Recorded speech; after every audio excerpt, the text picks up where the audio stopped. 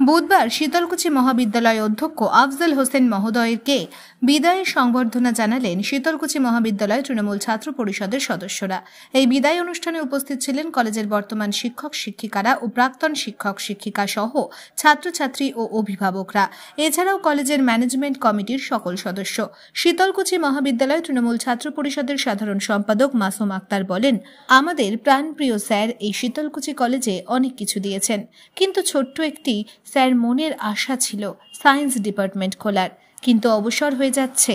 তার এই মনের আশা আকাঙ্ক্ষাকে বাস্তব রূপ দিতে আমরা শীতলকুচি কলেজ তৃণমূল ছাত্র পরিষদের সকল সহযোদ্ধা ও কলেজের শিক্ষকরা সহ সবার কাছে আমার আপিল, শীতলকুচিবাসীর জন্য এবং স্যারের এই স্বপ্নটা কাজের বাস্তবায়ন করতে হবে।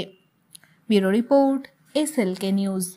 প্রাণপ্রিয় শীতলকুচি কলেজের অধ্যক্ষ ডক্টর আফজল হোসেন মহাশয় স্যারের বিদায় সংবর্ধনা অনুষ্ঠানে মঞ্চে উপস্থিত আজকের অনুষ্ঠানের উদ্বোধক, প্রধান অতিথি, বিশেষ অতিথি সহ এই শিক্ষা প্রতিষ্ঠানের শিক্ষক মণ্ডলী, নন টিচিং স্টাফের শিক্ষাকর্মী এবং সামনে বসে থাকা আমার দলীয় সহকর্মী সহ আমার প্রাণপ্রিয় শীতলকুচি কলেজের প্রিয় ভাই ও বোনেরা, আপনারা সকলে অবগত আছেন আজকের এই দিনে আমাদের প্রাণপ্রিয় শিক্ষক ডক্টর আফজল হোসেন মহাশয়ের বিদায় সংবর্ধনা অনুষ্ঠান।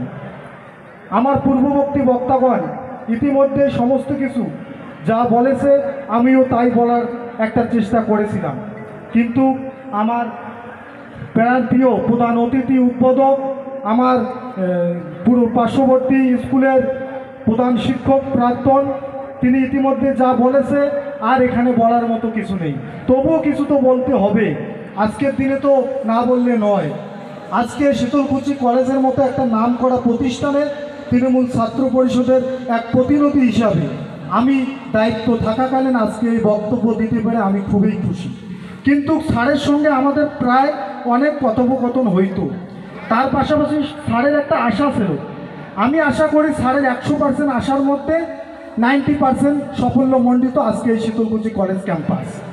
তার পাশাপাশি স্যারের আর একটা চাওয়া পাওয়া ছিল আমাদের শীতলকুচি কলেজে সায়েন্স নিয়ে একটা ডিপার্টমেন্ট খোলা, সেটা হয়তো এখনও স্যার করতে পারেনি।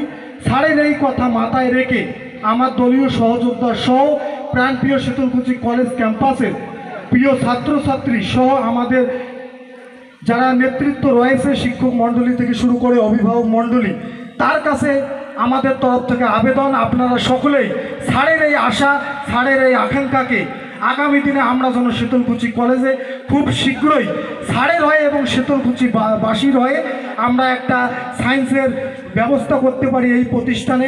এ বলে আমার বক্তব্য আমি শেষ করে দিলাম।